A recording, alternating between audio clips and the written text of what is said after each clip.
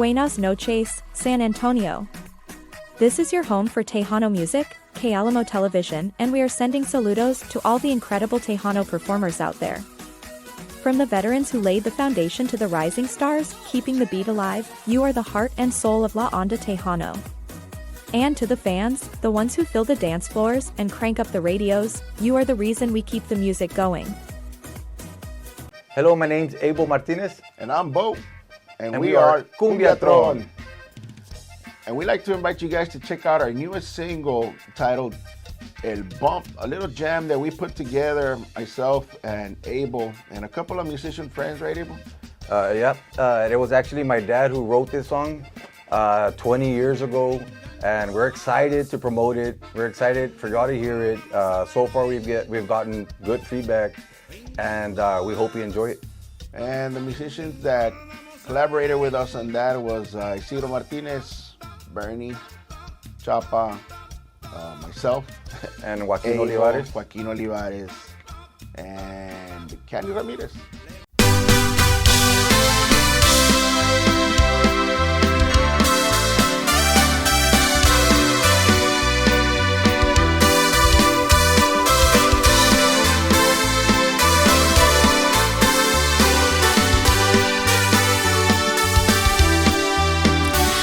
Quisiera saber de qué color es tu amor, y quisiera saber si tú sientes la pasión que siento yo cuando escuches mis palabras dirigidas para ti.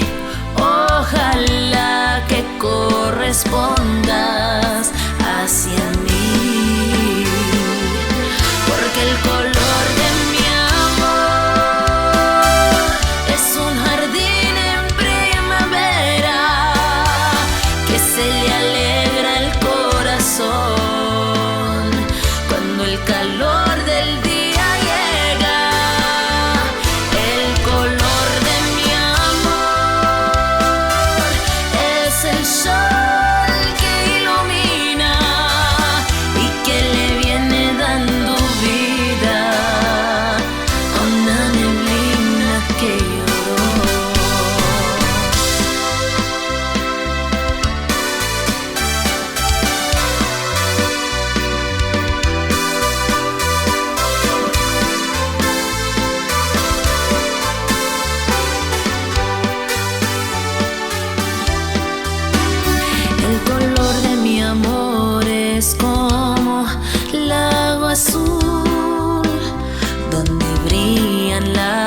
estrellas y la luna echa su luz.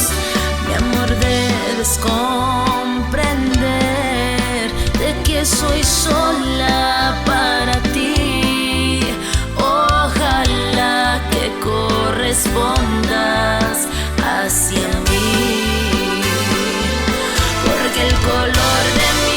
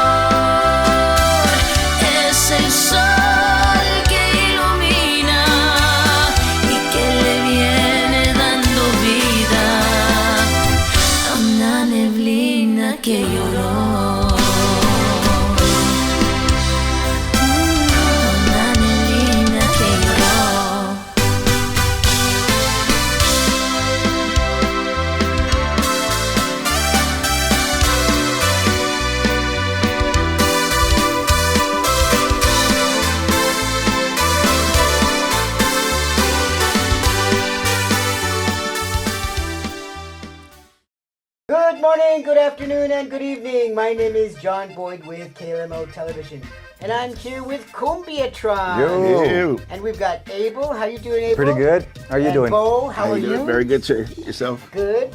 I just want to take this opportunity to thank you for coming Happy New Year to the audience. Happy New Year. Happy New Year. Shout out to all our friends and family, and it's been a beautiful 2025 so far.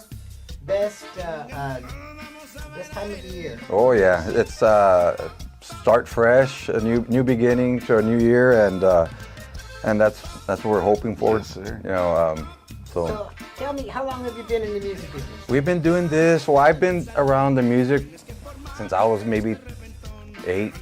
80? With my dad. My dad would take me everywhere. He used to be in a group, so Your father that was a was musician? he was an accordion player and a keyboard player. Oh, wow. So traveling with my dad, I got to see a lot.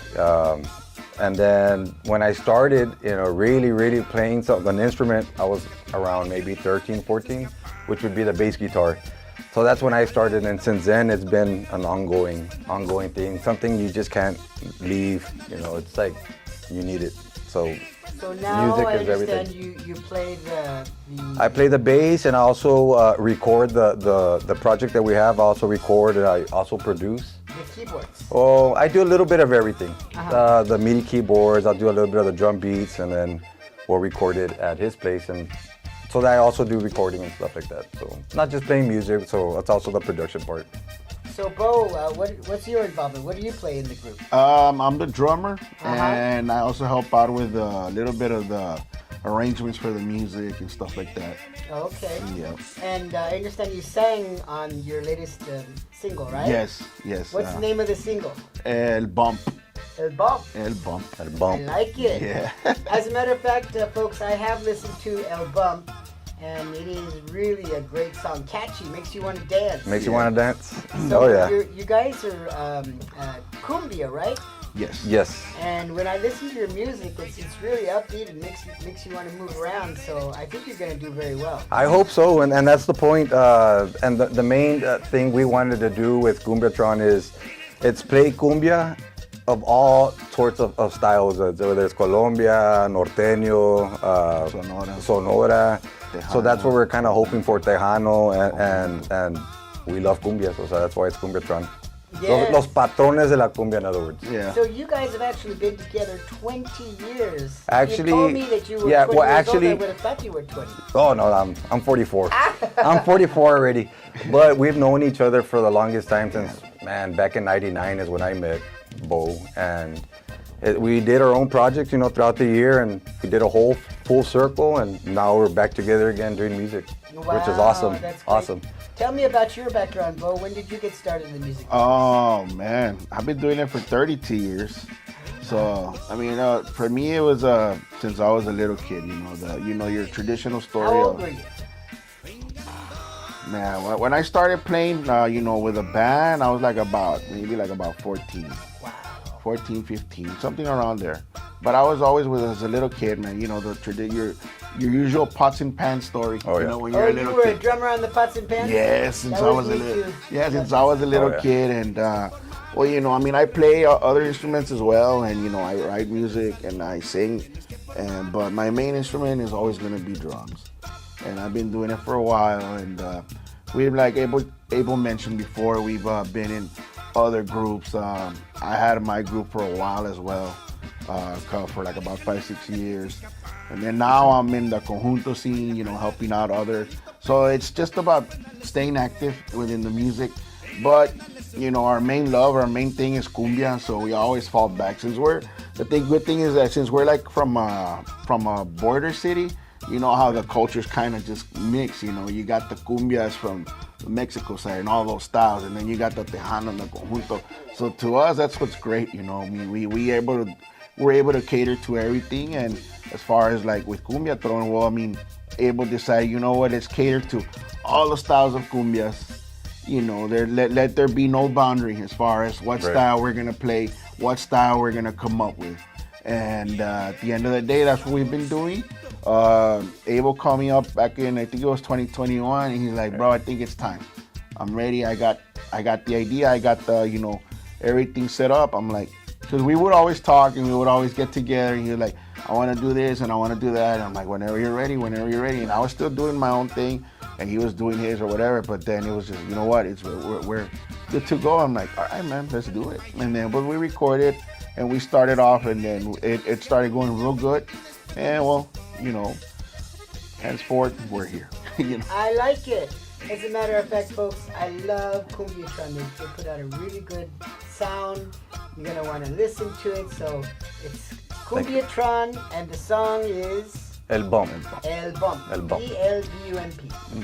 So I want to thank you for coming. Thank you. Thank you, John. You guys. Thank you for inviting I'll me. see you at the top of the charts, all right? Thank you. I hope so. Yes. My Hope so. name is John Boyd with KLMO Television. Thank you for watching. Football is great. And basketball is good. Interference. Pasha and baklava, always a winning combination. To be continued. Baklava Bakery to end any game day on a sweeter note. And my padrino was Mr. Pedro Ayala, who was my boss as far as singing and all that. I had been performing with him since I was 8 years old. So he and his wife. How long were you with that band? From 8 to 17 when I joined the Air Force. Wow. Yeah. In the meantime, when, back to the shoe shining days, I was shining the shoes of this very well-dressed gentleman, and he was impressed, I guess, with my Spanish and English going back and forth between one language and the other. So he asked me, "Would you like to be announcing my movies?" What does it take? I'll send a car to pick you up, and with the speakers on top, the microphone, and I could read Spanish and English at the time. Okay. So he owned a chain of theaters. Some of them were Spanish, and one or two of them were all English movies. Give us a little sample. What would you say in that? What would you say in that microphone? In the truck. Okay. Now remember, not everybody had a radio back in those days, so they put a recorder or somebody in a car with a big microphone. Yeah. And you drive around the neighborhood and say, Yeah. "Come to my business. We've got a great deal going on." Yeah. So you were advertising the theater. Yeah. This guy would come and pick me up. I think it's about Thursday or Friday afternoon. And he would be driving, and I would be reading. Esta noche les invitamos a que visiten el teatro de San Benito, del Señor Benito en Ed Couch, y el Teatro Tropical en Elsa, Texas, y el Teatro y todo el otro, con Pedro Infante y bastantes balazos y bastantes plumazos, y Hapalón Cáceres and all that, so they show bilingual movies sometimes, or sometimes all English, but my message to the community was bilingual. And so he paid me 50 cents. How fortunate. So every week, he would pay me 50 cents, 2 bags of popcorn, and free admission to the movies. Not much, but that was the beginning of my broadcasting career. Wow. And I kept that up, and when I was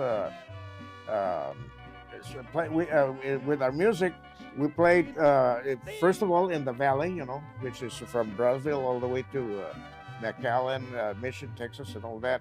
And then on weekends, sometimes I would travel with the Conjunto in a big Dodge sedan, that Pedro Ayala owned. And we played with the Tololoche at that time, the upright, what do you call it? Upright bass. Yeah. And you didn't quite fit in the trunk, I'm sure. And so we would have to put it in the back seat, and I had to be under the Tololoche when we traveled. So every now and then I would come up for fresh air and listen to the. There were 3 adults in the front seat, Pedro Ayala, of course, was driving, and then next to him was this blind musician. His name was Abelito Perez. He was a brilliant saxophone player. And then the guy that played the Tololoche would travel with us. And of course, I played the guitar. And so I rode the whole trip to Corpus Christi, and we did a radio show on Saturday morning about 10 or 11, something like that, to let people know that we were going to be playing either in Corpus Christi or farther up north in Victoria or Goliad, Texas, or in that general area. So you had to travel. Yeah. Yesterday, when I was talking to you on the phone, you said something interesting, that you found a niche. You found a niche in the music business because everybody was off working in the fields and there was no musicians in town. Yeah, well, So you filled the void. At the beginning of June or latter part of May or June, everybody in the valley would leave for El Norte, what they call El Norte. Sometimes beginning in Robstown, Texas, then El Campo, Texas, the Houston area, and all the way up to Dallas? not quite Dallas, where A&M College is, Bryan, Texas. And so we would follow the crops, and during the week, for Pedro Ayala, we would pick cotton during the week, and then on Saturdays and Sunday, we would play music, so to make more money. Yeah. And we did that until I was 17 years old. By that time, we were married, and my wife was expecting our first child. Who was that? Maria de la Luz Cantú Salazar. It wasn't Javier. Javier? Oh, you mean the first child? Yeah. Who was the first? No, my first child he's now 67, 68, something Oh my like goodness, that. I'm 61. Uh-huh. And then, we had a total of 4 boys and 1 daughter. And then 8 years later, Javier was born. He's the baby. Yeah. But I always tell him, the cops are always late. You have to be 8 years late to show up before you were born. But, but back to the time when the music. The music. I had decided to stay behind, because my wife was expecting and all that. And so never having traveled on a commercial bus, we just couldn't afford it.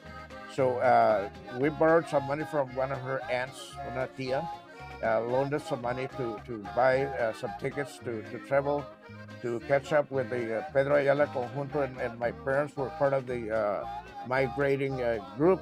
Yes. And so, we decided, well, there's no work around here. I went from Brownsville to McAllen, which is about 50 or 60 miles, looking for a job, and nobody would hire me because I was a 10th grade dropout from high school. I had to drop out because I was pretty good with the right hand, although I was very skinny. I weighed 92 pounds. But did you box? Yes, Okay. but I had a knockout punch, Oh, wow. one golpe and down they went, So When you're short like you and I, you have to. Yeah, I was bullied a lot because I was so skinny and I was real short and everything. So I was bullied a lot in high school, and so that when I was in 10th grade, it was the last week of school, and these 3 guys came looking for a fight, and they found it. The first one came in, vámonos, and knocked him down, and then the next one, and then the next one. You get strong pisqueando, no? You get strong working in the fields. Oh yeah, piscando. Yeah. Piscando. Pisteando is something else. Oh, I didn't know. I'm sorry. Pisteando means drinking. Oh, pisteando. I said Yeah, pisqueando. No, piscando. One time I was low on funds, and I saw all these guys run into a truck. I knew they were going for a job, right? So I was in a gas station, and I ran over. I said, "Can I go? Can I make some money? What is the job?" I said, "Oh, we're piscando." And he said, "Let me see your credentials." Uh-huh. So I start to get my wallet out, and he says, "No, not that. Let me see your hands." Uh-huh. And he looked at my hands, and Yeah, he you says, had a lot of calluses on your "No, hands. no." He said, "You have office hands. I could let you work, Uh-huh. but you'd be crying in about 1 hour, Yep. and you won't make any money. So Yep. I don't suggest Yeah, you picking go." cotton was very, very tough, because it had the I don't know what they call the shell on the, when the cotton ball opens, and the cotton bud comes out. Yeah. But when you go to pick it, sometimes the shell has some real sharp. Te pica. Yeah. So it would mess up your hands and everything. But it's not easy work. It's not easy Not work. easy work at Yep. all. And then, with the asadón and all that, well, cutting canita, other weeds. Sometimes the trunk of the weeds was about that Oh my thick. goodness. And, I was only 6 years old, so my oldest brother, Carlos, rest in peace, would come and help me, so that the gringo boss would not come in and fire us, Oh yeah. Yeah, so we had to be constantly. You had to cover each other. We had to, we had to work hard. Is there anything else you want to say about music before we go?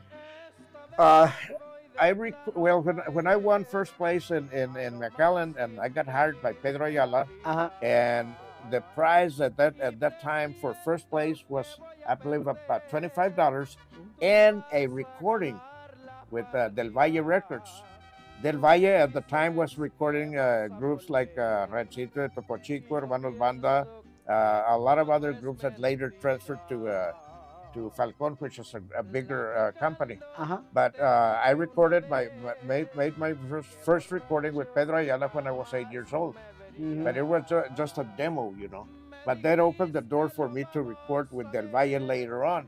So when I was in the Air Force, I was home for the weekend or whatever, and I decided to go. I had written some of my own songs and everything, and so I went and asked Mr. Garcia, the owner of Del Valle. Yep. He says, hell yes, he had heard about me, you know. So I recorded first of all with Los Rancheros de Topo Chico, which is a real sharp group, you know. They still exist. And so they backed me up on my first recording with the Valle Records. Oh, wow. Yeah, I recorded 2 of my songs. And then after that, I kept recording with Conjunto Los Hermanos Banda. So, you know, I have done real good with my recordings. Started selling all the way down to Central America. And so that opened the door for me to do personal appearances and singing with some of the Mexico's top artists in So I Mexico. guess you know Guadalajara, Mexico City, I performed Monterrey. I performed in Guadalajara, in Zacatecas, Estado de Querétaro, Hidalgo, all that area, you know, all the way down to all Acapulco. big cities. Yeah, I performed in Acapulco also. Oh, I love Acapulco. Yeah, and here in the States, throughout the Southwest, you know, all of West Texas, Nuevo Mexico, Arizona, California, all the way up to north of San Francisco. North of San Francisco. Yeah. The Yolo. No me acuerdo. I've performed in so many places, you know, and I always rush. And we performed in Ohio and in Michigan. And sometimes, you know, like I tell them. Oh, you mean like Sacramento? I'm from California. Yeah, I performed in Sacramento also. Lake Tahoe? Marysville is the name of the town. Yeah, Marysville, north of San Francisco. But I remember that when one of the places that we were rushing to get there, and it was raining cats and dogs, you know. Yeah. We couldn't see the names of the streets or anything, and I was driving. So I took a wrong turn, but at any rate, when we finally got to the theater, it's still raining real hard, and I'm wearing my shadow outfit and everything. So why don't you go and ask him if we can come in? So I went up to the ticket booth. He said, "We're all here." For what? Well, did you want to come in to watch a movie or what? No, we're supposed to be performing here.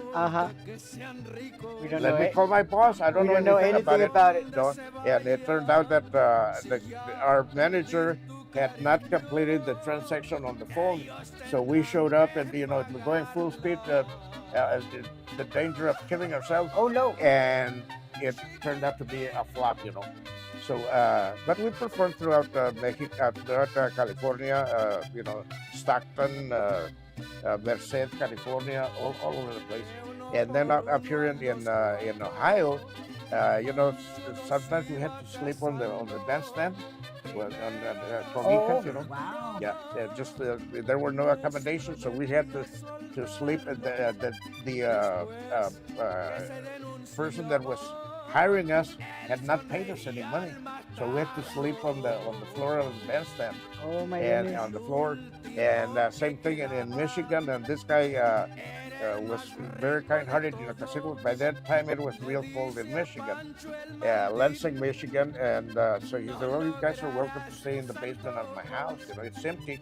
Yeah. So again, we had to sleep on the floor, and so it's not all peachy and rosy when you're a performer. There's a lot of sacrifices. You know, I was I went to school. I went to UCLA to study to be a musician.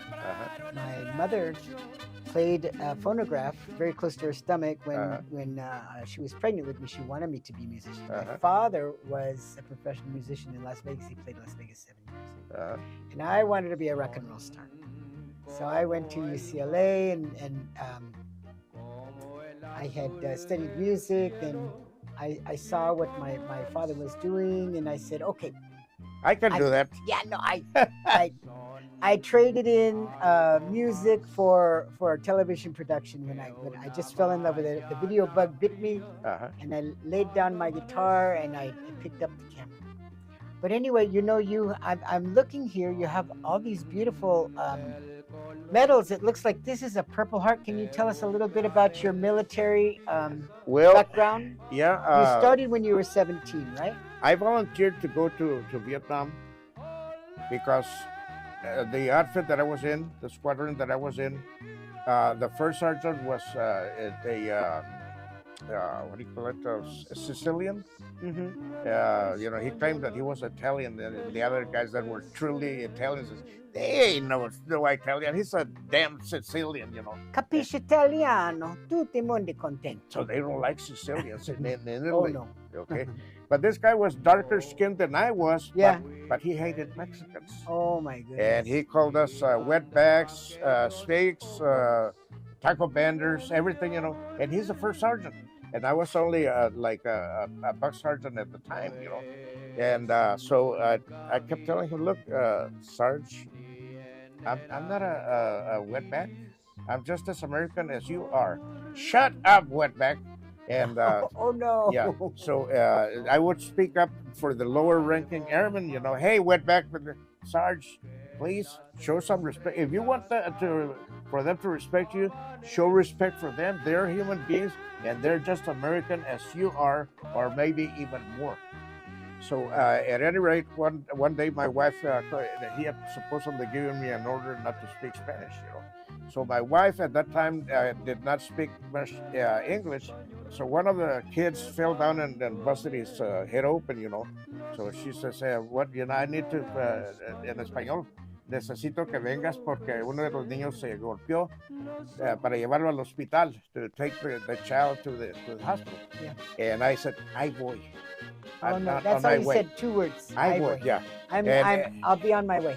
Yeah. So this first sergeant told me, "Hey, wetback, didn't I give you an order not to speak Spanish?" "Sarge, I'm sorry, but I have a family emergency. I need to go." Shut the hell up and sit down." "No, I've got to go." So I walked out, and he said, "Well, when you come back, I'm going to have an Article 15, which is punishment, It's like administrative punishment. Insubordination. Yeah. So I went in, and by the time I got home, let's say I have twins. One of the twins had fallen down, busted his head open. Then the other twin had fell down and busted his other side of the.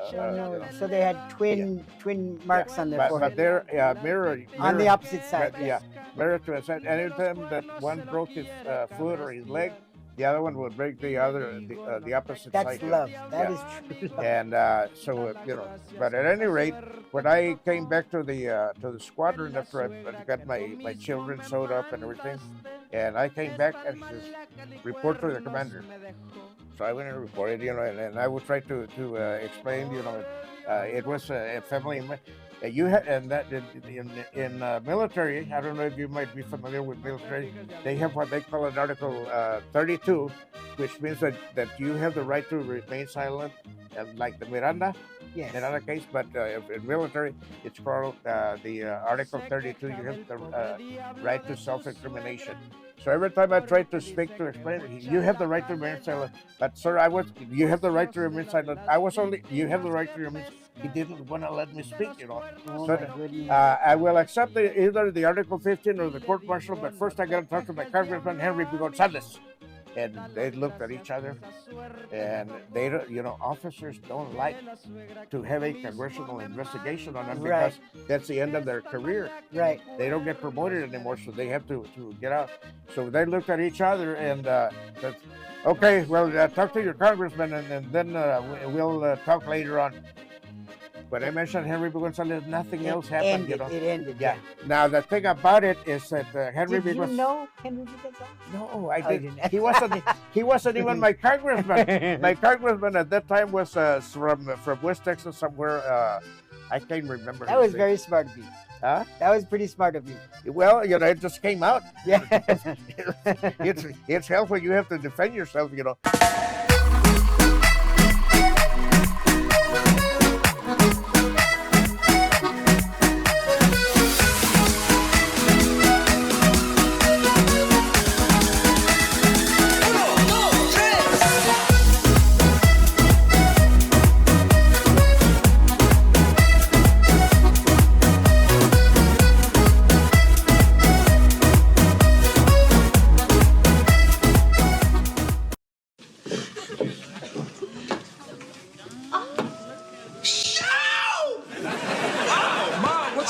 Hey, is your pen pal getting out of prison?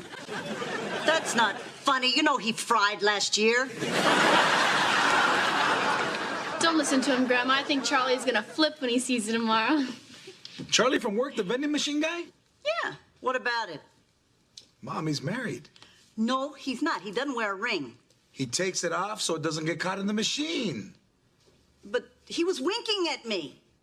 He's got a tick. Well, he grabbed my butt. When?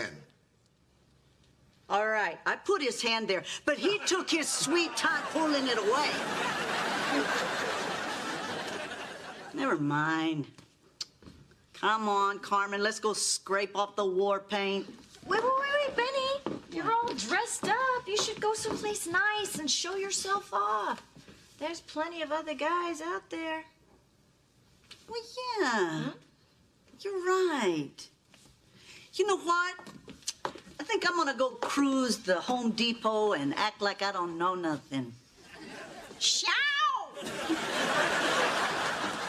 Good luck, Mrs. Doubtfire.